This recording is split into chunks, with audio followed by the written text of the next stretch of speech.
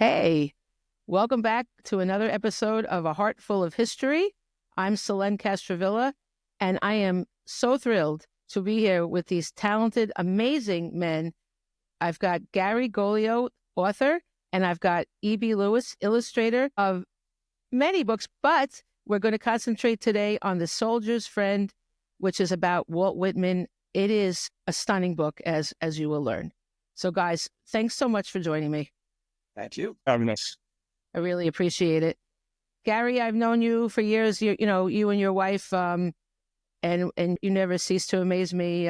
We just had a conversation where you amaze me even more, and you're really a very calming person, so thank you for that. And EB, you have always been my art idol. I mean, wow. The first time I met you, I'm sure you don't remember this, but I was unpublished, okay? And we were at a conference, SCBWI, Society of Children's Book Writers and Illustrators Conference in the Poconos, and it was called Spiders Spin Your Web, okay? And I met you, and I said to you, of course in jest, I said, too bad you're not E.B. White, because of Charlotte's Web, And you said, yeah, too bad I'm not that white guy. You're so funny. And you are... When I went to your talk about your art, I always loved your art. Like I bought your books for my kids. I hate to say, I love all illustrators are amazing, but for some reason your art speaks to me. I can't even tell you, like it just hits my heart. So beautiful. And when all I ever wanted was for you to illustrate one of my books, and then you did. And it was the best.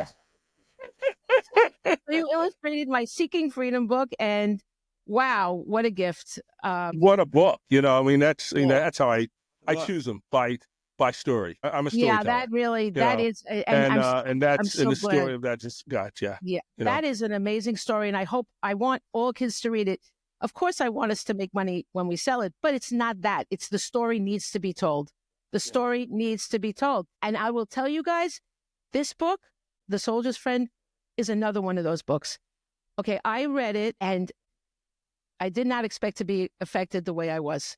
This is a stunning, stunning book. Both of you guys, it's just the collaboration between the two of you is all about heart. It's about heart, and it's a story that everybody needs to know. It was unexpected. It was unexpected. And it's timely. It is very timely, Absolutely. Especially what we're going through right now. It is very timely. Yeah. It is. Why don't you guys tell us what, Gary, you want to talk about? First, I want to clear up something. Mm-hmm. I remember the conversation, believe it or not. Oh, you do? Yeah, I do. That's good. And what I said was, I'm not the white guy. That's not what I said. What I said, you made the mistake and called me E.B. White. No, I didn't call you. No, I knew you weren't E.B. White. Somebody made the mistake of calling. I said it as a joke. Oh, okay. I said it as a joke. What I said to that was, this is what I said to that. What I said to that is that I said, no, I'm the black one. That's what I said. I'm not E.B. Okay. Yeah, that's what I said. I said I'm the black one. So yes, E.B. White and E.B. Black. We get them all confused.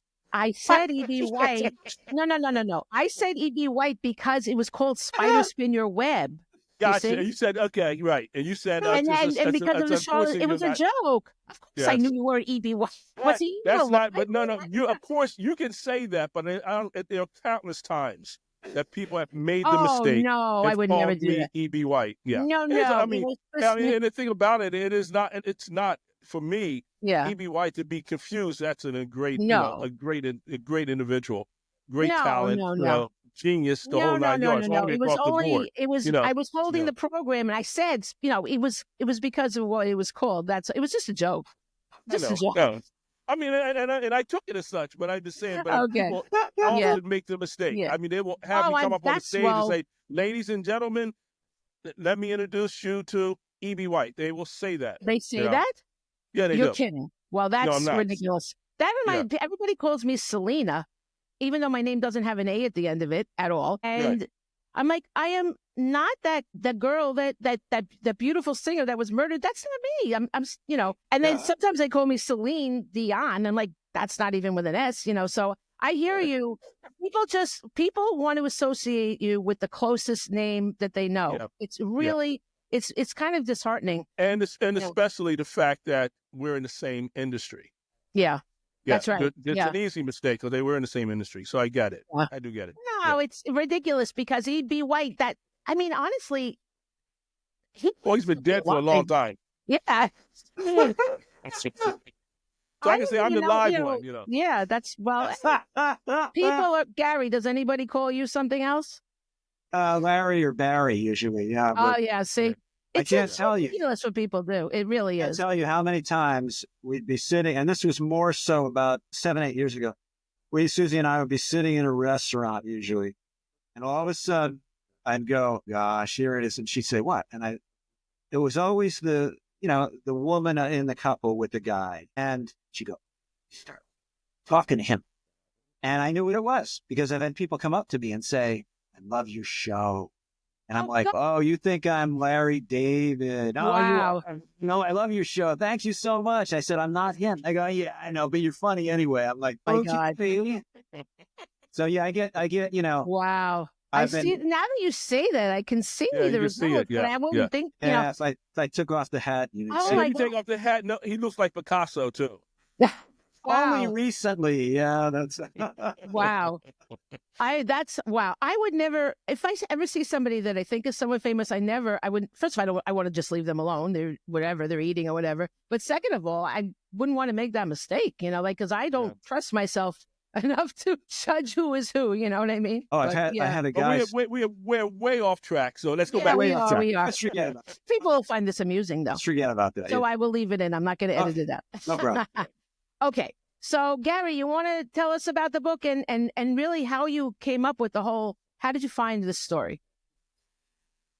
Okay. Usually I'm pretty good at this remembering thing, but, there were so many references at the time, because a few years ago, so I guess it was 2019, was Walt Whitman's centennial of his birth, and there was a lot of stuff going on out there, especially because, and it's not a part of my book, and it's a good thing. So I don't know if you saw recently, Bessie Bird included The Soldier's Friend in one of her countdown things at the end of the year. Oh, that's awesome. And she said, "Oh, and by the way, Gary does not mention," and it's kind of like, Gary doesn't mention that Walt Whitman was probably a gay man, if only bisexual, but, And what she was saying, I didn't get this, but my wife got it. She said, "Gary, what she's doing is telling people that they can have that in their library and nobody's going to get upset." Oh, interesting. And I'm like, whoa, I didn't think about that. Yeah, that's a strange thing for her to say.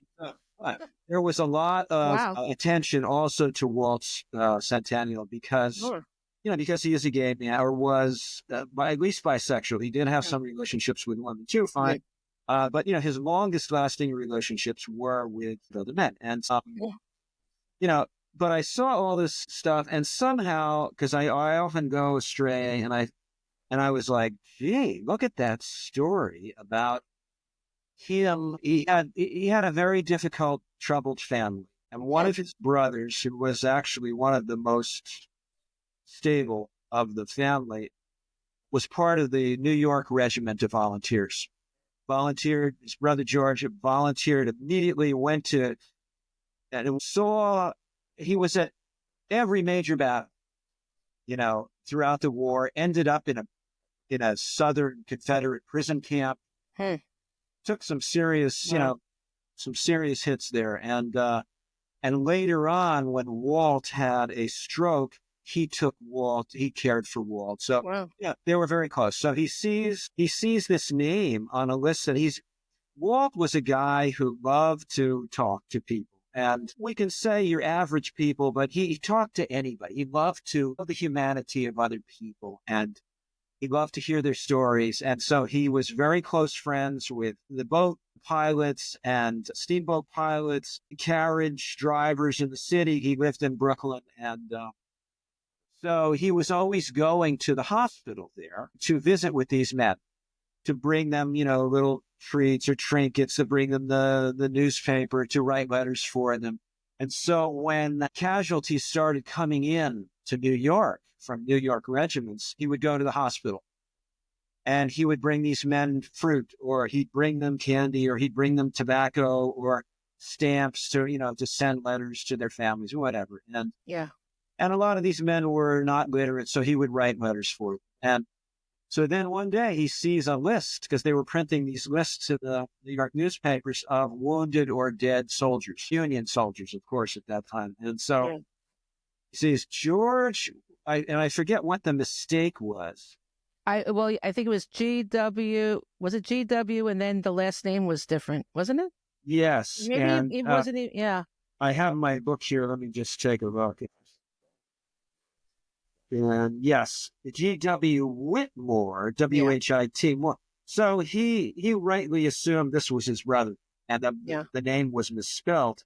So he was taking care of his mother at that time, living with her, and he said, they were very close. He said goodbye, and he left. And long story short, he spent quite a number of days looking for his brother. Yeah. And he went to all these hospitals, and finally he finds him. And it was after the Battle of Fredericksburg, wasn't it? Fredericksburg, yes. Yeah. And what was interesting was that there was a house that the Union troops had taken over, a private home, and it was being used as a hospital. And who was there? The forerunner of, in many ways, the forerunner of modern nursing practices, Clara Barton. Wow. Apparently, we don't know that, and I think, Walt would have mentioned, we don't know that they met. But what was interesting was that he had been a big booster, like, oh, yeah, Union troops are going to kick, you know what, and we're going to, he loved Lincoln, and everything's going to be great, and then the boys are going to come home, these parades, we're going to be cheering, it's going to be great. And the first thing he sees, and I don't want to create any trauma here, but he sees, men were being very badly wounded on the battlefield. And so he sees a pile of human remains. Wow. And he's like, and he visits the battlefield, and he helps to bury soldiers' bodies. Wow. And he sees how wounded men are in spirit as well as body. And he says, whoa, boy, I was really mistaken about what this is all about. Yeah. But the reason I mentioned Clara Barton is because she was the first person in modern warfare history to address the spirit of the soldier as well. She realized, hey, we fixed up your arm. You're going to be great. No. You're missing your family. You almost died. Who knows what happened to you? Yeah. Saw terrible things. And Walt, on his own, being a man of great heart, started doing this on his own. And there were some groups that he was allowed to come in. He got permission. He would visit. Now, the lowball estimate is that he sat at the bedsides of 50,000 men. Wow. Now, some of those men died in a day. Some of them died over weeks because we didn't know anything about infection and gangrene. We didn't understand. The surgeons would do these beautiful things, and they might have to remove a body part, or they didn't, and you were great, and then you'd get an infection because they didn't clean anything. Wow. So if they had just sterilized stuff, the success rate would have gone up dramatically. But anyway, he helped people change dressings. He helped people do surgery. But most importantly, he sat at the bedsides of these men, Union and Confederate, spoke to them, listened to them, wrote letters to their families, cried with them. Wow. They hugged him. He gave them a kiss on the cheek. They thought of him as Uncle Walt because most of the time, they'd come from some other state. This was in Washington, D.C. They didn't know anybody. Wow. And he was their friend. Yeah. And he called himself the soldier's friend. And originally, the title was meant to be only a friend. But my editor said, we got to have some reference here. Yeah, I could see why it was changed. No, but sure, yeah. He said to one family he wrote to, he said, I am only a friend visiting these men. And he really was very sincere. He believed that. And that definitely comes out in the writing. So when I heard the story, I said, this isn't about Walt the poet. There are books about that. Right. It's about, and when I wrote this a few years ago, I mean, there's been so much war and conflict, and I thought, this is really, as Earl said, this is really timely. And it took a while, but it's still timely, I Oh, think. absolutely. So that's why I wrote it, because I think kids, it's about what one person can do. Mm-hmm. Something you and I were talking about before. And that's so important. And I think for young readers, that's so inspiring. I feel like they're going to be inspired when they read that they should, to do good instead of the opposite that so much is happening, unfortunately. I hope so. Yeah. It's beautiful. Your writing is just stunning. You say so much and so little. It's really beautiful. And EB, when now you guys have worked together, is this your third book out together? Fourth? Third? Okay. So do you like decide together to do it, or does Carolyn put you guys together? How does that work? No, we're friends, and so conversations about art and literature and life and all sorts of things come up. Lengthy conversation. And so, we will have opportunity, even in the conversations about, we'll call up and say, hey, how's it going? And next thing you know, we're on the phone for 3 or 4 hours. Yeah. And I mean, that's the way it goes. And so this particular book came to me prior to Carolyn. Gary discussed the book with me prior to going to Carolyn. Am I right, Gary? Yeah, well, I mean, you and I met at a book signing in No. Talk about this particular book. I know, but I'm saying, and that's how we started then. Because you said, wow. I said, I have this book. You might be interested. He said, send it to me. And that began this process. So now. That's awesome. If we're talking about something, he says, well, that sounds interesting. I send it to him. And then we go to the editor and say, this is a package deal. But before that, especially on this particular book, Gary, as he so eloquently explained the story and, the reasons why he chose this, he has that conversation with me. Okay. And I'm one of those bleeding hearts. So you sit down and have this conversation about, someone like an individual like Walt, and all of a sudden my brain is going, and I'm feeling that I'm sitting here now rehearing the story, and I've already done it, but I'm hearing him retell the reasons why in this, this man's life. I'm sitting here feeling this now.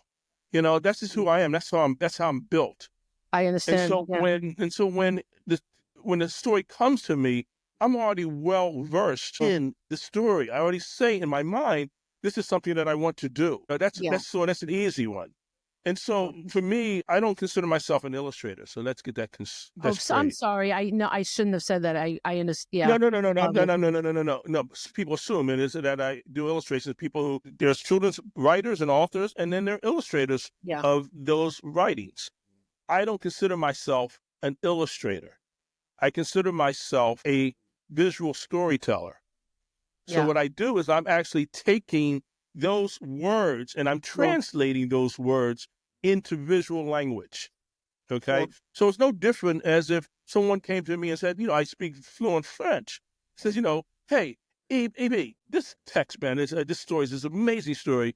And I think it would benefit a lot. We'd be benefited by you translating this book into French. And I was like, let me read. Yes. Yeah. And so the same thing. So my language is visual. Yeah. So I will take that story and translate it visually into image. So for me, as much as the feeling is written in those words, I have to translate that into image. So I want you to feel the empathy that Walt is feeling towards and sharing towards those men. And that bedside manner, that idea of the connection between the two individuals, two human beings, right? Connecting mentally and physically, and under that condition, you just can't make a picture for that. Yeah. Okay, that has to be explained in image as strongly as it is done in word. Okay, so that's the type of stories. Look at that. That's the kind of stories that I love. So like your book, perfect example.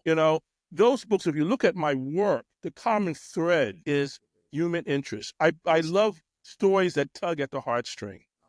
because that's what I want to do to you. I want you to feel this. And it's about feeling an emotion. And I think if you read my, the reviews for many of my books, you will see that as a common thread is that the emotion, the emotion, the emotion, the emotion. Absolutely. You even put emotion into the flag. That painting of the flag. Gary, show that picture.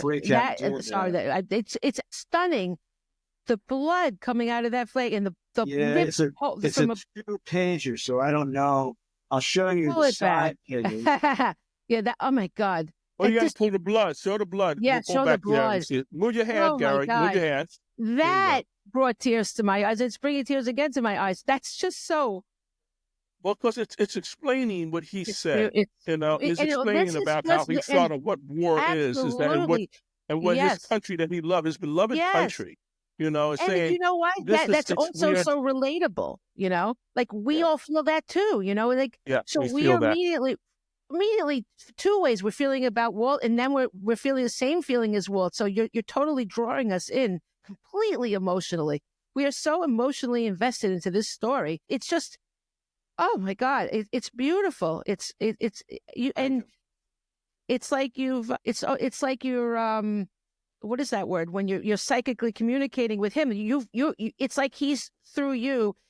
Through your art, you are him. You've become him. It's amazing, and I think these images. Go ahead. No, I just think that is your beautiful gift. I mean, you are. Well, that is for me. For me, that's when I know that I am truly connected with a story. One, my studio is my most favorite place in all the world. I have an intrepid spirit. I love travel. And I've traveled over 50 countries. But my favorite place in all the world is my studio. I love being in that space. That space will dictate how I'm going to approach a story, and you'll know if you're there whether or not I'm listening to music or not. Sometimes the stories are so deep, and I'm so deeply moved by them. I need to turn the sound off.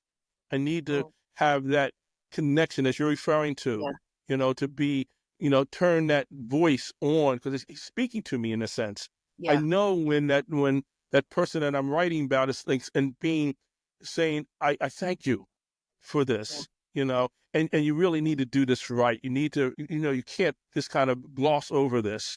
You really need to do this right. And I want to make sure that I serve that purpose as this time of this person giving me that opportunity and saying, and then I look at it as not that person, but the universe, is giving me this opportunity to put this story out into the world. Yes. It's really about leaving something behind. Absolutely. And so I got to say this because this is what moves me. This is what I'm driven by. James Baldwin was, after his death, his brother was asked, what would James say about his legacy? And he said, oh man, he said, Jimmy spoke of it often. He said, when they sift through the wreckage and they brush away the detritus, hopefully they will uncover something that I left behind, something that somebody else can use. And that, to me, is it, to leave something behind that somebody else can use. Absolutely. And so that's what my books are about. And it's not about, for me, words mean nothing to me. It's about the art. I'm an artist. And as an artist, we're scary people in society. We are. And if you look through antiquity, I'm being serious here, when you look through antiquity, all through antiquity, you will always see that whenever there's an overthrow of power, a coup d'etat, the first people to be persecuted are the artists. Yeah. And I'm not just talking about the visuals, I'm talking about the artists, I'm talking about the musicians, the writers, the dancers, all the way across the board.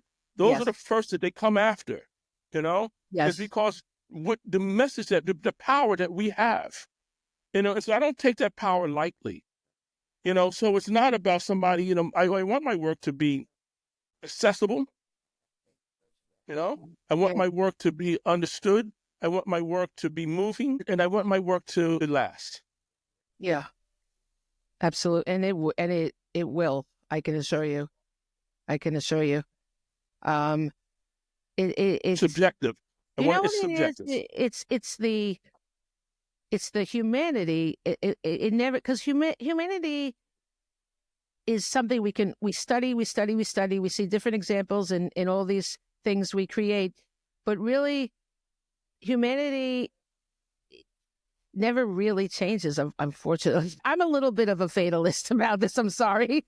but it's about showing the good that we can, despite all the bad. That's like this story with Walt Whitman, the horror of the Civil War. But look at the good that this man was doing. The one person can make such a beautiful difference. The humanity of it. Never just give in to despair. Yes. It's so beautiful, you know? Yes, the humanity of it. It's true. There's a beautiful quote I put in the back. I just, because it's his words. Oh, no, it's not about. Yeah, he said, the greatest privilege, he said that he received much more than he ever gave, and called his service, quote, the greatest privilege and satisfaction, and of course, the most profound blessing of my life. And the guy who was like the chief surgeon at the hospital where he spent most of his time, Armory Square in D.C., he said, no one person who assisted in the hospitals during the war, no one person accomplished so much good to the soldiers and for the government as Mr. Whitman. Wow, I mean, that's that's amazing. I saw really your picture of a ward there with that quote, right? Yeah. I'm telling you, I'm in love with this book. It really struck me.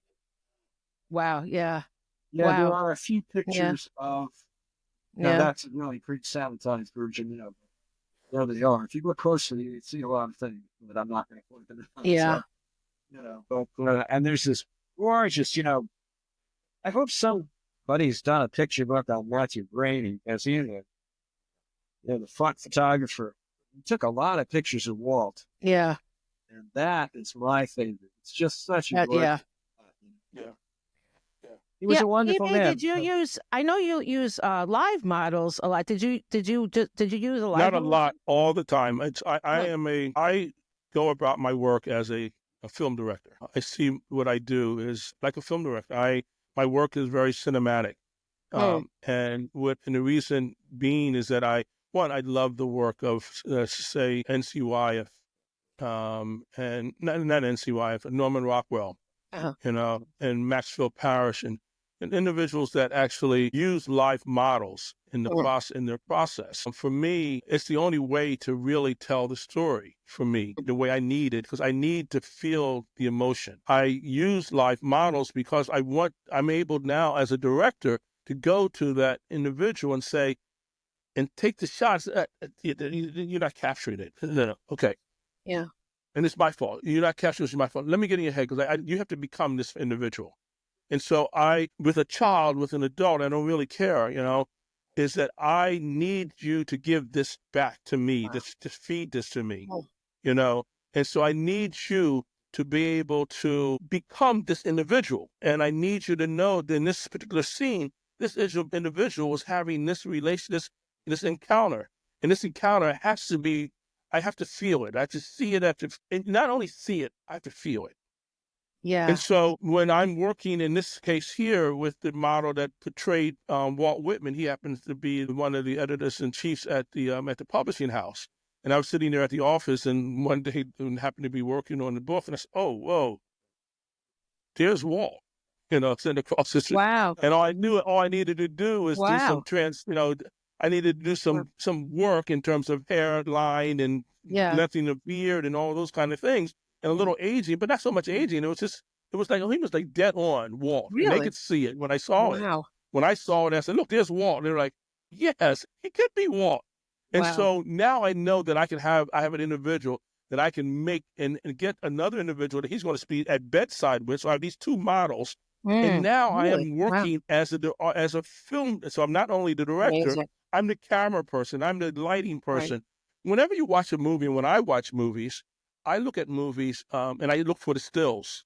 Every movie has still shots. Sure.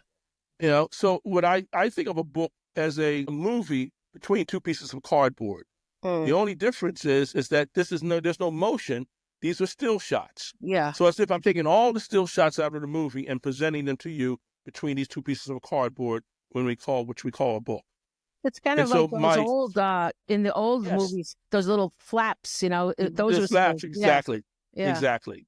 So that's what my books are for me. And so when you see, there's no mistake. When you witness in one of the images and you're moved by that, that was intentional Yeah. because I made sure, because people read it. I know that without a doubt. And when they see that image of that, the emotion, whether or not it's joy, elation, or sadness, or whatever, pain, you're going to feel it because I made sure that that particular model gave that to me. That's amazing. Wow. Whoops. Wow. Are you there? It's like your mic cut out there for a second. Mine? Oh, Oh, there you gotcha. are. Okay, you're back. Gotcha. Yeah, no, Um, yeah. so where do you find all your models? Are they just people you encounter? On the street. You're I mean, kidding. no, yeah, yeah. Wow. I That's remember amazing. walking. Yeah, oh, here's a perfect. So, and I know without a doubt that by universe, by how I believe in the universe and in God, that I'm doing this. I'm supposed to do this work. This is without a doubt. This is the work that I'm supposed to do. I understand. You I feel know, the same way and also. and Yeah. so, um, for example, there was a book called The New King that I did, and it's about a little boy. Takes place in 15th century, 14th century Madagascar, and he in Madagascar. When I did the research, realized that Madagascar is made up of African and Asian mix. This little boy's 5 years old. And I'm thinking, how in the world am I going to find a little Madagascan, little Asian African mixed little child in Philadelphia, Yeah. So, yeah, that's my dilemma. And every book presents me with that little problem to solve. Yeah. So I'm driving down the street and my car gets to the light and all of a sudden it blanks out. Now, I'm not a mechanic, but I knew open the hood and see I could go in there and jiggle some wires and maybe something will happen, some magic will happen. And sure enough, I jiggled the right wire and it started up. Now my hands are filthy. I got oil all over me and I can't get into my car like this. So I'm like this looking around and there's a restaurant. So I go over to the restaurant, open the door with my arms, and I walk in and little boy, he's sitting there with his mother and father. He's like, I said, is this, I'm sorry to interrupt, but is this your son? He said, yeah. I said, how old is he? He says 5. His mother was Asian, his father African.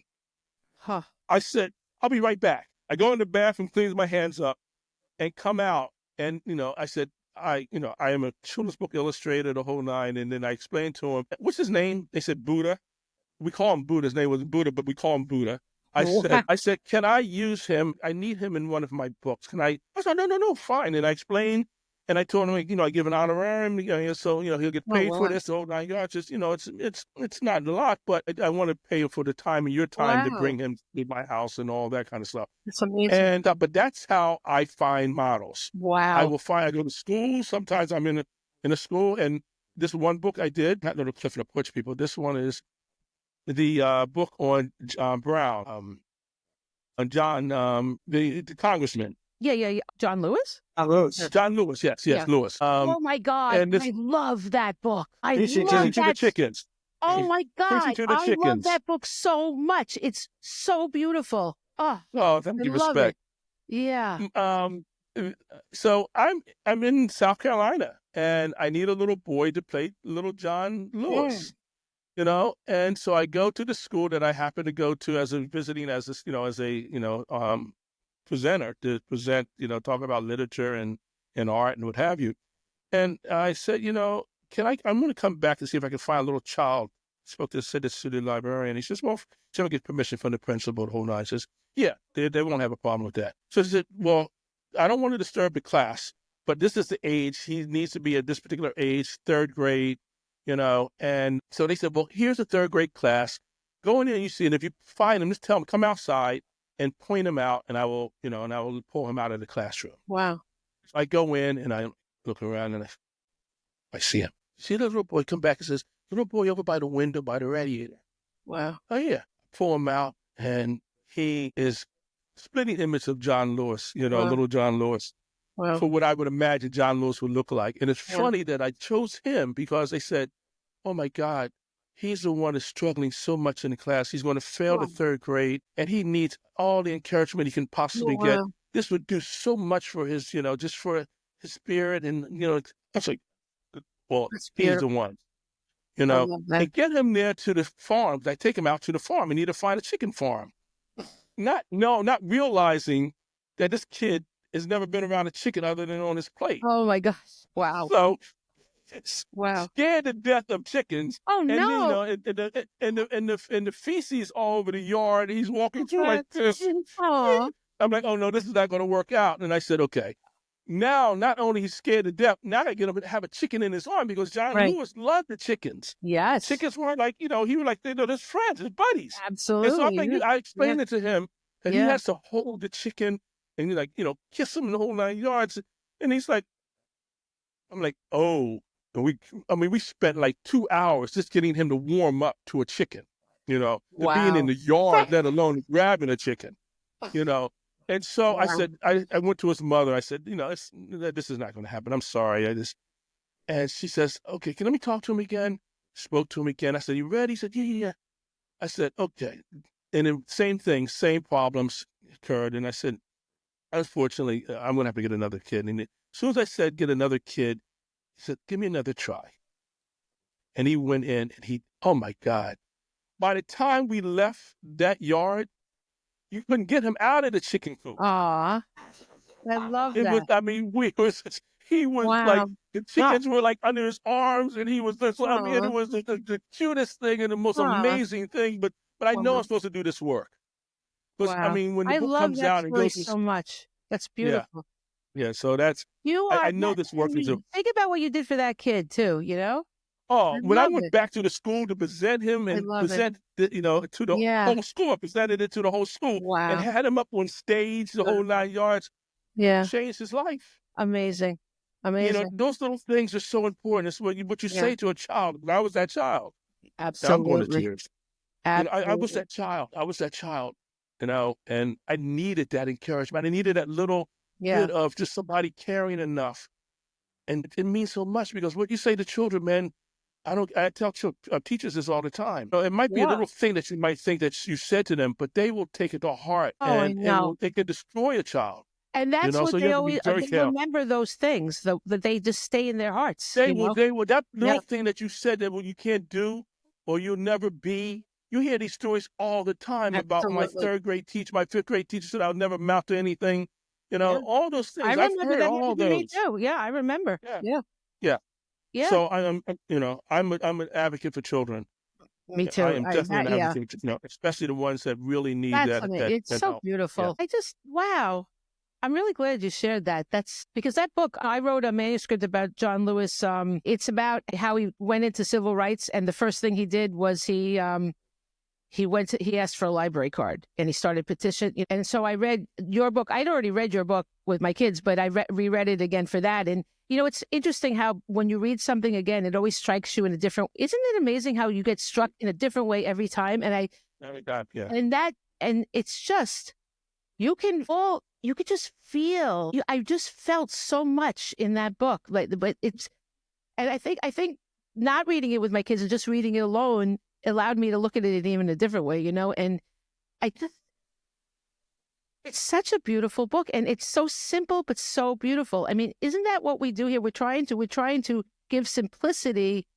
We want to show the beauty in humanity in the most simplistic way possible, because that's universal. It's not because we're not trying to dumb it down for kids. It's because simplicity is so important. We need to stop having these crazy, heavy things and strip it down to us, to the humanity. And it's just beautiful. I'm crying. God. Well, you got me crying over here too, so I'm trying not to wipe my eyes on the camera, beautiful. But yes, my eyes are watered, and I moved. I told you, I cry at a heart, at a drop of a dime. But that's what makes us all, it makes me, and so exactly. I don't. And we're artists, and I think, and we're bleeding hearts anyway. So. Do you wonder this? Like sometimes I feel like, wow, blessed I'm to have this, this is what I am. It's not, I didn't choose this. It chose me. I have to write, I have to. So then I'm like, oh, wow, this is amazing. And then I feel like so angry sometimes. I'm like, why do I have to feel these feelings? I would rather, sometimes I just want to close my heart off. Oh my God. You know? You just, what you said just now, as I say that so many times in that quiet space of mine where I wish that, because I have a brother that, and my sister both are they're just tougher individuals, and sometimes I wish I had that strength, that toughness that I see, but I have a different toughness. But my toughness, I think it's tough to be able to be a man and be able to say I cry, to be a man and say I feel, I'm every bit as tough as they are, but I'm just have that emotional kick, that emotional. Oh, I know.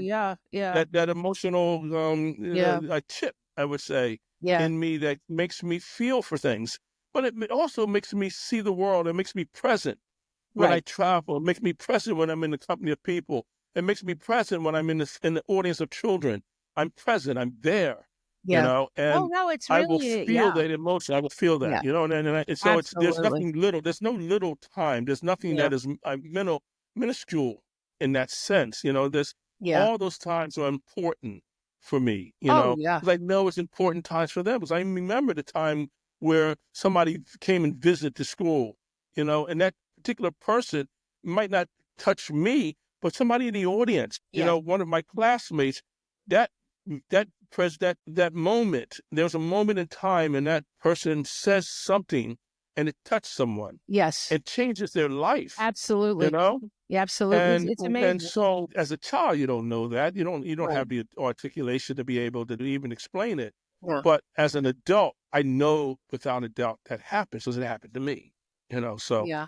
No, I agree. I wouldn't really change it, even if I could. I wouldn't, because I'm very. No, you know what but I will say, like, I used to feel people's pain so strongly that I almost couldn't function. I remember I was working at a stupid job I had to make money, and I think I was writing recruitment advertising. Whoa, how demoralizing!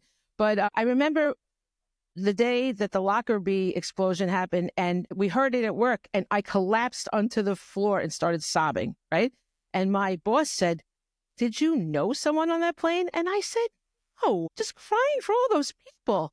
And I mean, that's what is this? Why are we only going to care about people that are connected to us? We have to care about everybody, And I spent a large part of my life trying to cut that out. And then I spent more time just embracing it, and that's when. You know what that is? It is one of the attributes of being an artist. Absolutely. That's what that is. Right. Because when I sit down and I strip away all the other stuff and just be able, it's the reason I love Giacometti, Alberto Giacometti, the sculptor. He's my favorite sculptor. Really? And if you look at his work, yes, it looks as he wrenched out all the nonsense, all the abstract stuff, all the things that are non-essential. And the only thing that is left is the essence of man. And so it's been wrenched out. It's been wrenched out. Wow. And once you wrenched all that stuff out, wow, right? What you have is the essence. Wow. And so for me, when I look at this work, I see the essence of man. And so when I strip it all away and I look and I listen to people like Bob Marley or Dylan or any of these, writers who write these beautiful passages and poets and things like this, one of the common things you always see it in there, but they're pushing is love. Yeah. Absolutely. When John McCartney, John Lennon, his message is love. No, it's like, let's spread the love. It's the love that people, come on, get it. Forget all the other stuff. Yeah. It's about the love and the care. It's love. Absolutely. I just wrote that in a Facebook post today that let's all, because today is Martin Luther King Day. This is actually going to come out on Wednesday, so it's not a long turnaround at all. But the juxtaposition of this day, what's happening on this day, but I choose love. I can't control anything that's going on. I'm just going to choose love. And I said, I invite you, my friends, to choose love as well, because what else is there but love, So, I mean, really, love is everything, but, so let me ask you about creating this book. Gary, did you write the whole thing before E.B. started doing his art, or did you guys sort of, Oh, since no, you guys we were always, doing it together? I always present him with a manuscript. And, The whole manuscript. Okay. That's and then interesting. I'll say, and I spend a lot of, I don't know what that means, the first draft. Me I too. write, I write a section. Yes. Next day, I go back and I look at what I've written. Yes. I work it, and then I bring it up to the next section. And then I do the same thing day after day. Yes. Agreed. That's what I did too. To say it's a first draft by the time I submit it to an editor is not exactly right, because most of the time there are, every editor is different. Some editors want major revisions, and a lot of editors say it's great. Let's not touch too much, But no matter what happens, I really try to, when I give him something, when I give EB something, it has to have the essence already. Right. It has to have the heart, so that he can see the vision. And then he will, he will generate his own vision as a visual storyteller based on that. But it has to be pretty far along, there. And but you wrote it, so you guys discussed it, and then you wrote it? No. I told him what I was, I said, you were working on it. Or I had already done it, probably. Okay. I kind of got the idea that you talked to him about, like, that it was an idea and you hadn't written it yet. No, it is unusual. I mean, I don't know how many of you people listening are aware, if they're not children's book people. Most of the time, this doesn't happen. But I know it doesn't happen. Does not happen. Yeah. It does not happen. Well, when an editor or a publisher buys a book from somebody, for a picture book at least, so-called picture book, right, they choose. And if they're nice enough, the editor, as has happened with me in the early days, they would say, Gary, I want you to take a look at these 3 people. What do you think will work best? But sometimes they just say, this person's doing it. I'm like, okay, fine. I can't. And unless I have like a real problem, I say, okay, but early on, actually, I started because I'm a big jazz guy and big music guy, and I play, and I knew these people through my wife, who's also a very celebrated, she's a celebrated. Absolutely. Brother. Yeah. And we'd meet these people, and I'm like, and they go like, Gary, what are you working on? I'm like, oh, I'm doing this thing on John Coltrane. Hey, think of me. I'm like, okay. Wow. So I started doing this with editors that I knew and said, I'm submitting this manuscript to you, but with the proviso that this person, Rudy Gutierrez or E.B. Lewis or Ed Young, will do it. It's a package deal. And they go, oh, I've never worked with Ed, or I've never worked with E.B., or I've never worked with Rudy. Amazing. And that's fine. But you have to find the right editor. But, that is not the way, as you know, that's not the way things usually work. And, because how many authors are that have friends like E.B.? How many people you know? Yeah. Who are, really good artists who do stuff. Absolutely. Yeah, it's true. So like in our book, I do that. The book that we did together, how did that come about? Did you come to the editor and say, to the publishing house or editor and say, I want to work with EB? Or how did they find EB for me? did they find me for you? What? No, I'm talking to you. My book?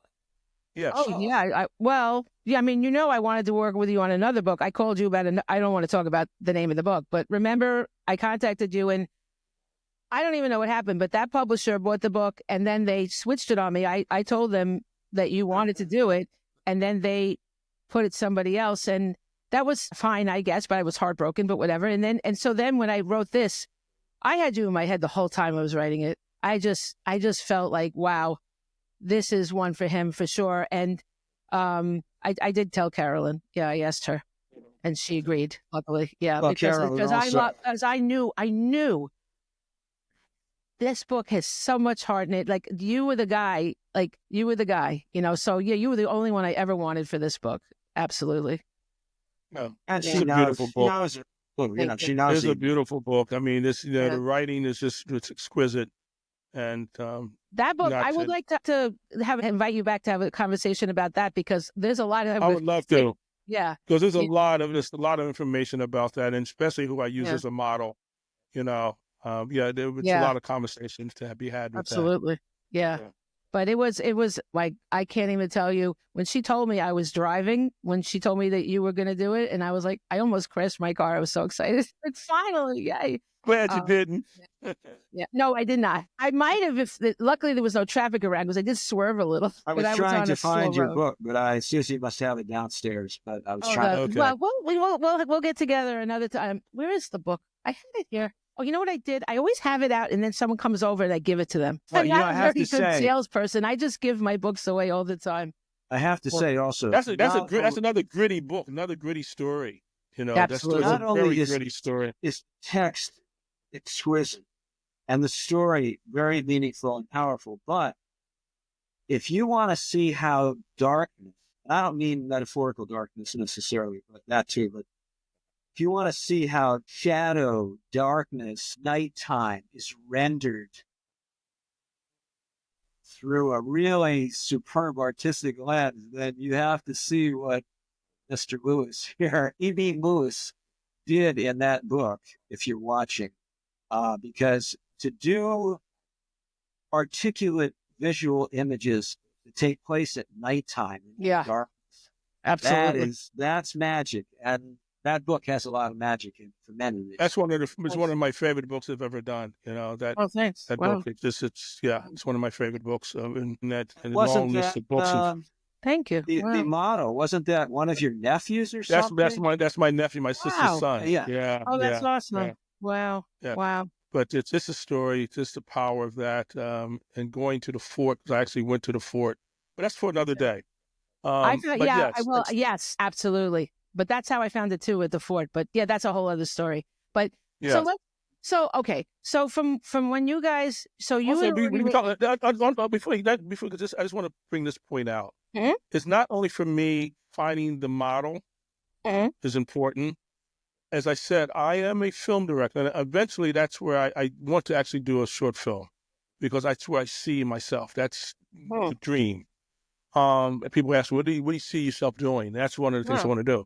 But I actually, in every story, will actually get on a plane, get in my car, wherever it is, and go to the location of where the story takes place. So my book's in Ethiopia. I hopped on a plane and went to Ethiopia. No speaking language, whatever. I go. Wherever the story takes place, because I want the children, the readers, to be able to be transported, or to be who actually know the location. Like the book, I just finished a book on Israel. Speaking of where we are now in this country, I did a book on Israel, and it's a book about a sparrow living in the Western Wall. And I needed to know, does the sparrow actually live in the Western Wall? And what does that look like? But more importantly is that when someone opens that book, who is from Israel, who's been there and knows the countryside, knows the landscape, they should be able to go, oh, he was here. I know that location. I want you to have that familiarity with that book, in that sense, in that image. And the only way to do that is to get and go, to make it all come together. I have to see it. I want to see it. I want to feel it. I want to walk those grounds. I want to take my shoes off and walk, and that's what I did in your book. I took my shoes off when I got to the fort. I want to feel the souls. I want to feel the spirits coming up through me. Wow. And the only way to do that is to go. That's true. Yeah. Yeah. That's some fort. Did you see what they sell in the gift shop? Yes. What? Souvenirs with the Confederate flag. I'm like, are you kidding me? And I nearly lost my mind on that. You are in the South though, right? Well, I looked at the woman and I said, what are you doing? And she said, something stupid, because it was like an ornament. She says, well, don't destroy my ornaments, because as a reference to the statues that they take down. I said, listen, I don't understand how you could sell this here. She's like, why? I said, because this is where slavery ended. And she goes, yeah, well, it started here too. Can you imagine? I can't. Yeah. Oh, God. It's the times we live in, but we're not going, well, I can't say we're not going political, but all art is political. That's right. For sure. It's not politics. It's humanity. Okay. It's not politics. Humanity. It's humanity. It's humanity. Yes. The more I look at all politics, it's all a bunch of bull anyway. It's what really matters is humanity, and the politics are just in the way that no matter what side you're on, But Gets anyway, in the way. digress. Exactly right. Gets in the way of humanity. Absolutely. I'm taking a break from everything. We digress. Yeah. I don't even watch the news anymore at all. Nothing. But would they pass this news? No, yes. I stopped watching. I stopped watching it a long time ago. Would they pass this news? I don't. You're absolutely right. Yeah, that's the only way to really survive is just like let all that go. But so what was the timeline on this book? Now, Gary, so like for example, how long did it take you to write it, the manuscript? Oh, I have to go and look at. Well, I'm not asking for precise, but like an idea, I would say over the course of, before I submitted it to an editor, I would say at least 6 months, 8 months. And because, things, and as I said to you before we started this podcast, E.B. and I there's another book, and I have done my editing on it. He will do his artwork this year. It's about William Carney, who was a Black Civil War soldier who had been enslaved, went to Massachusetts and he was in the first all-Black regiment after Lincoln signed the Emancipation Proclamations. Pretty much based on the movie Glory. Yeah, pretty much. Except this man was a real person, and why did I bring so the reason that I was very careful with this book, as with that book, because we know a good deal about the history and the facts and the details. And, I don't want to just say, Walt sat by the bedsides of a lot of soldiers, and that's true. But, and once again, like you said, you have to bring this to the essence. You have to say a lot with a little. But every little detail, every little hint is in there. Kids absorb it, whether they know it consciously or not. And teachers and librarians who are savvy look at it. And so, 6 to 8 months. And then working with the editor who has a question. And then you go, oh, yeah, true, right. Let me just... Gary, we need the document. Can you document that? Yeah. No, I got all that. Yeah, show you. Yeah. So, things take time. And then when the editor when Carol Yoder, who's a wonderful editor, my editor for several books. Yeah. And she said, okay, ready to send to E.B. now. Nice. So, but even then, if E.B. has a question or if something about his artwork brings up a question, then you have to go back and dive in again and say, let's make sure, or let's adjust this. Yeah. This will make, so then you're letting someone, an artist, visually storytell the text, but then you look at what they've done and there's a feedback loop there too. So then you go back and you readjust your writing, perhaps, with even a few words to further heighten what they've done. So, it's a... And that's the research on my end too, because then I am doing this because I'm the storyteller, Yeah. So that means that I have to do very similar homework, is that I got to go and do my homework now, because in my homework I find the gaps or sometimes even mistakes that are missed because, wait a minute, this is what I found, so this is, and so that's that give and take, that thing that actually puts the time in the process, adds time to the process. But it's important. It's important. Those steps are important. And if you ask me how long did it take me to do the book, the same answer I'm going to give for everyone. It's about 45 to 50 years. Depending on how old you were at the time. Yeah. Right? Yes, exactly. Because for me, it's all that. It's all of it. It's all. I'm going back and I'm thinking about what I've done and what I've come across. Yeah. What I've come across and what I've learned and what I've learned not to, what I forgot, and what I need to remember, and my art changes. There are no two books of mine alike, and so I have to have publishers that are willing to be able to stretch and say, okay, E.B. is going to do a piece of art. He's not going to give you what you consider what an EB is the emotion. It's the research. It's, the time spent in making it right, and whether or not it's going to be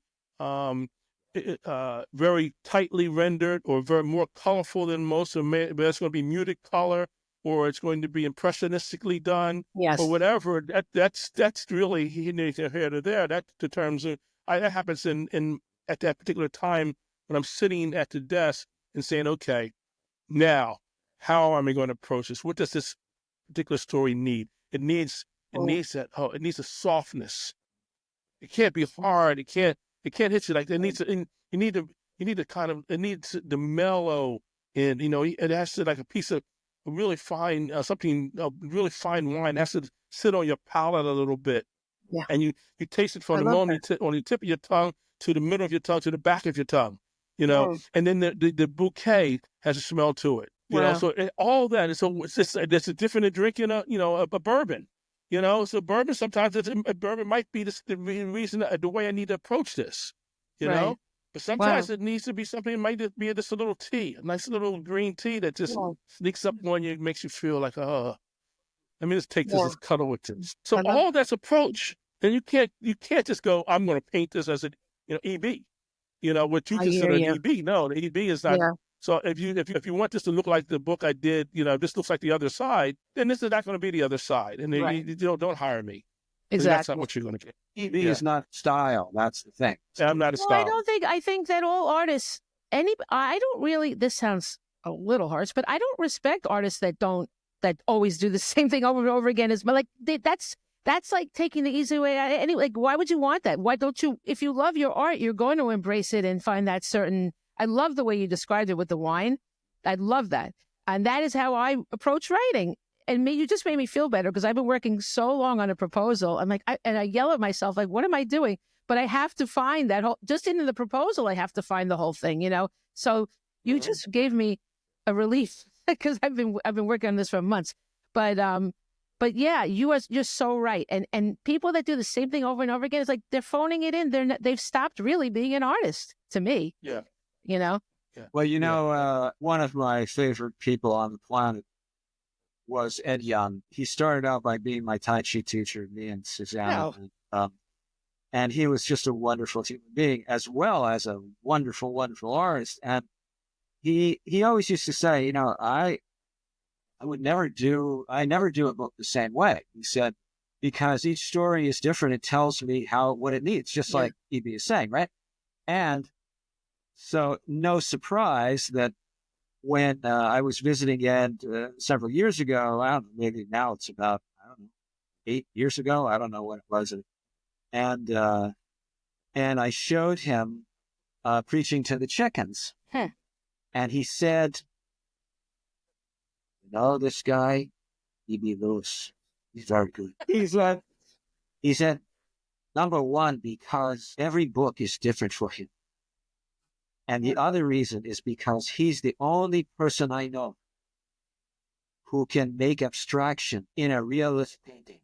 And if you look at some of those pigtures in Preaching to the Chickens, you're like, whoa, we know that's his eye, the little boy, but it's just a blob of like pigment, So you can look at it abstractly. But anyway, the point was that some of his work is more abstract. But Ed, was like, premier, every book is completely different. Collage, watercolor, ink, painting, brush, whatever it was.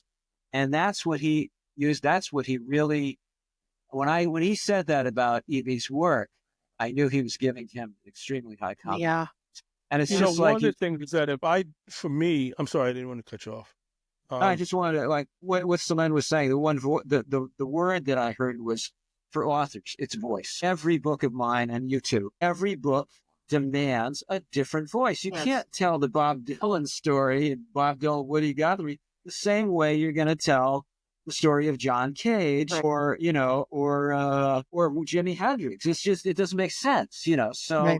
Because it's not our voice. It's the manuscript. It's the book's voice. It's not ours. I think that is a huge lesson for people to learn that are writing. For me, just being the artist, if I approached every book that I would probably not be doing illustration now. I would be out of it. Yeah. If I was kind of, it was demanded upon me to actually do the last book I did, then I would be gone. I would not be in this industry. So fortunately, they have, and allow me to do what I love doing. Yeah, well, they'd have to be crazy not to. I mean, the work speaks for itself. It's gorgeous, and well, I think that is a really big problem in our society. Is people want you to sort of just become this. They want to keep you in a little shell, like do it this way, do it this way. I mean, are you kidding? I call this the chubby checker syndrome. It's those, and the chubby checker. That's right. That's right. For his whole life, he did the twist, everything, but he allowed the public to dictate that. Every time they would see him, like, "Hey, Chubby, do the twist." I know. And I knew Chubby had more than the twist in him, but he never allowed himself to go beyond the twist. And so every time he's all right, he's 80 years old, and he's still twisting away. I know. And it's like, no, I'm past that. Okay, and be confident in yourself and in your art. To say, I'm not doing this for you. I'm doing it for me too. Yeah. It's not just only for you. That you have to allow me to grow. You have to allow me to investigate and fail and make mistakes and learn from the mistakes, and so I can move to the next level. And success for me is I don't believe in success. It's a dead zone. Yeah. Because what happens if you reach that pinnacle of success, then there's nothing after it. Right. You're there. It's just sitting on that thing that says, "I am successful." Right. And so then what happens? You just stop there. You're stuck. Exactly. I never want to be. I don't want to ever be successful. I agree. I want to be okay. There's a rung, and then I got there. Okay, now, but there's another one. And I'm there. Okay, I want to constantly be moving up that ladder to the rung until wherever it stops me. Until I want to be the artist. There's a wonderful photograph of Matisse, and he's on his deathbed, and he cannot move without aid. No. And he's lying on his back, and he has a bamboo pole in his hand, and he's got a piece of chalk at the tip of the bamboo pole, and he's drawing on the ceiling. Oh, wow. That's how I want to leave. I It's that trying to figure out that last mark.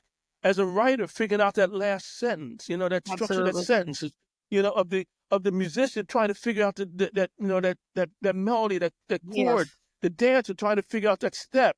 It's all of us are in that process of that one mark, and we're trying to figure out that mark, and that mark stumps us. And it's what drives me crazy, but it also drives me to that next level.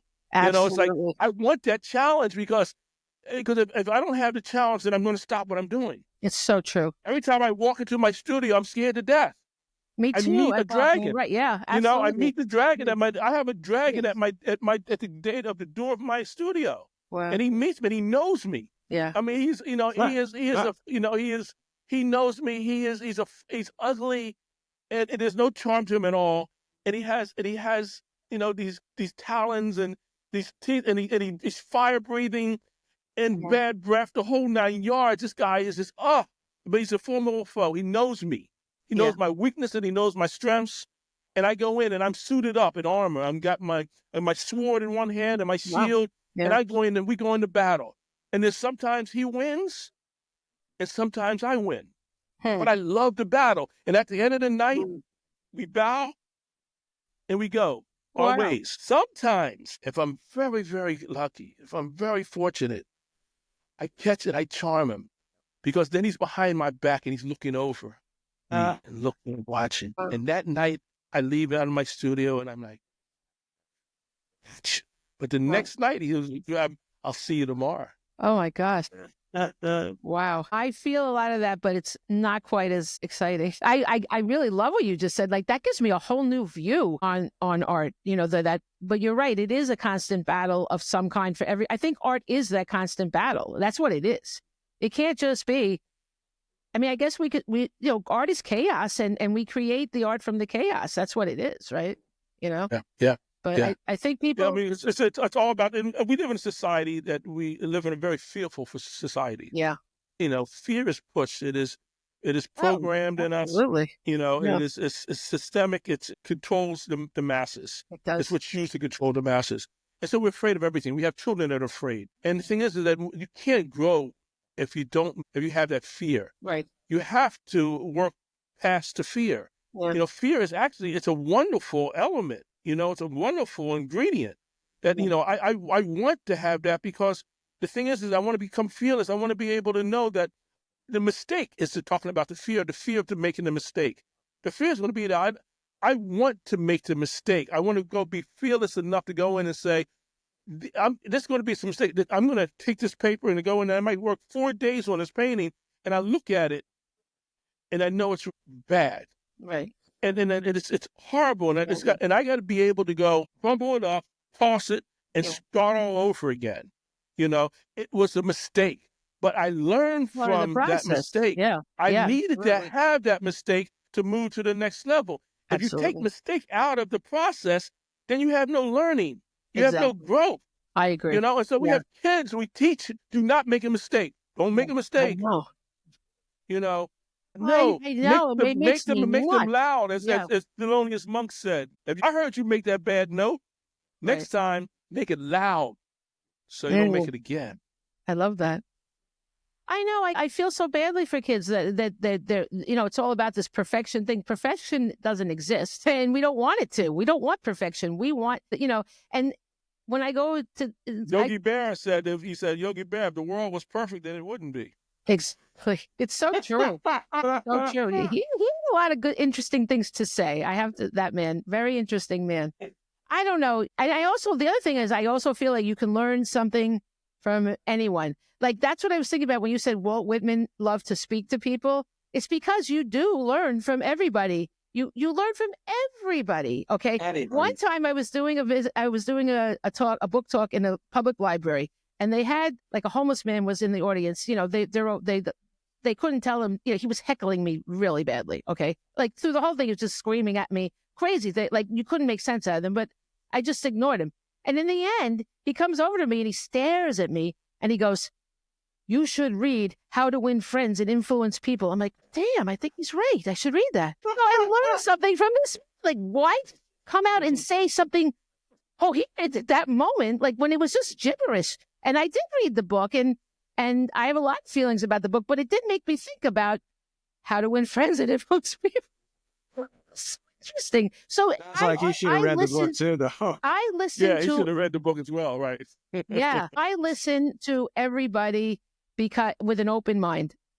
And I think, and that's another lesson. I think as artists, we should, but also all humans should. This would eliminate a lot of the problems. Don't go in there with go in there like, oh, I'm going to listen, But Walt Whitman. That's why I travel. Yeah, well, absolutely. Absolutely. That's why I travel. Yeah, I love traveling. I travel because I love to travel, because I love, and when I take people along with me on the journey, on the trip, I first let them know that what's important is to be open-minded, and understand that you're going to go into a totally different culture. And it is not going to look like what you're familiar with, and so but be open to it, Right. and if you're open to it, you will really be able to experience it, have a true experience of what it's like. Yeah. If you try to come there and try to bring what you know and what you're familiar with and want that to be there, you're going to have a horrible time on this trip. I don't take people like that on the trip. Yeah, that's true. I already know where you are from from the beginning. Whether or not what you're going to bring to it, it's that kind of thing. That's right.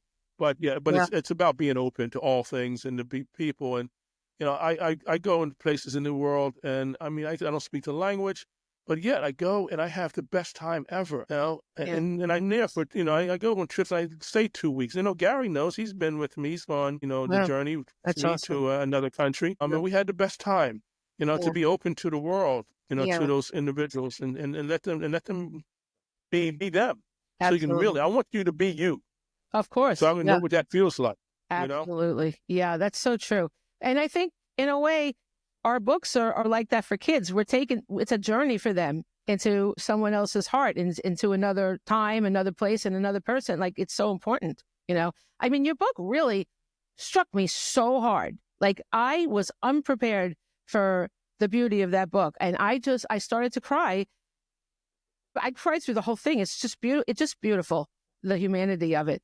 And you know what I love also? That line. Gary, I know you're what you call him. I know you my gesture. friend. Yeah. I'm borrowing Susanna's computer, and she has just come back from swimming. So okay. I have to surrender it now. Okay. Well, but finish what you're saying. We'll wrap this up. But the picture in the book where, where the capital is half done, and then in your line that you said it was hard to tell whether it was going up or coming down. Wow. What a bullseye line. That's one of your favorite pictures in the book, Gary. Gorgeous. Yeah. Gary, that's one of your favorite images in the book. Yeah, and one of the reasons also is because when I saw what E.B. had done, and we didn't talk about this, there was another picture here in the beginning where it shows these. Yeah, okay, it is the same one. On the other side is a base for a statue. Wow. And it's empty. Yeah. And it's like, wow, I don't know how many people got that, but I didn't actually. Wow, that's amazing. What's going to be on? What are we going to, at the end of that Civil War? That's right. Again, the Confederate States of America. I mean, that's right. What was going to be mounted Those are subliminal things. Those are things that are put in, to make you think. It requires, to understand an artist and understand work, you bring to it, you get from it what you bring to it, And so that means you need to do some work. You need to do some homework, even after the book. Then you go do some research, I'd read about Walt, outside this book, and then come back to the book. And when you come back to the book, you're going to find things in there that you didn't see before, because now you have more knowledge of, now you're going to see that, whoa, I didn't get that. I didn't see why the artist did or why the author wrote that. Now I get it. There's a little subliminal thing in there that, if you know, it's for you. You catch it. If you don't, you're going to miss it. That's amazing. It's unfortunate, but those things go in. Yeah, that's great. I love that. That's why you really should read books over and over again, and then you get different pieces every time, And honestly, I think picture books are the most profound books of all. I really do. I really do. I agree. I agree wholeheartedly. Yeah. Well, I know you have to go, Gary. Can I just say something else really quick? If it's nice. It's nice, but it's nice to E.B. actually. I was thinking about, like, Jackie Woodson was my teacher at the New School. So there was like a book sale. Yes. Oh my God. That was a gift. She's my hero. I mean, she's genius. Yeah. She's genius. And there's a line in the book. I mean, the line that she has said to me, a quote, and I'm quoting her. It's not in the book, but someone asked her about her process. And she says, for me, it's just simple. 3 little words. That's how you get stuff done. Butt in chair. Yes, absolutely. Butt in chair. That is the truth. So there was a book sale there, and her books, absolute. There's no question. That is the hardest part in a way. It's like going to face that dragon, right? The monster, that's the scary part, is to sit your butt in the chair and do it. After that, it gets easier, and that doesn't change. But what I wanted to tell you was there was a book sale, and they were selling her books, and I brought my kids, and my son Michael saw the book, saw The Other Side, and he goes, "Oh my God, that book!" I go, "Well, you know it?" He goes, "Oh my God, we have this in my classroom." That book was like, he clutched it to his chest. It was the most beautiful thing. And then, of course, I bought it. I think I bought them everything anyway. But that book just touched him so, so much. And then I was doing a school visit. I write young adult novels as well. And I was doing a school visit in a high school. And I was talking to a boy, and I said something about Jackie Woodson was my teacher. And I started naming like books, older books she wrote. She wrote. He goes, "What I really love of her is the book The Other Side." A kid in high school. Think about that. It stayed with him all that time. How beautiful is that? How beautiful is that? It's a book of genius. Yeah, it is. It really is. It is. I still have it up on my bookshelf. I love that book. Yes. But anyway, I know we could talk forever, but you guys have been so amazing. I would like to have you both come back and talk about a different book of yours, if that's okay. I want to talk about our book. Your we'll book do that that you and I too. have done as well. Absolutely. Yeah. But this has been a wonderful. Thank you so much. I feel ready. I'm going to go now. I feel ready now. Thank you guys so much, and thank you to our listeners. Thank you for listening to this episode, and take care. Thank you. Oh, thank you.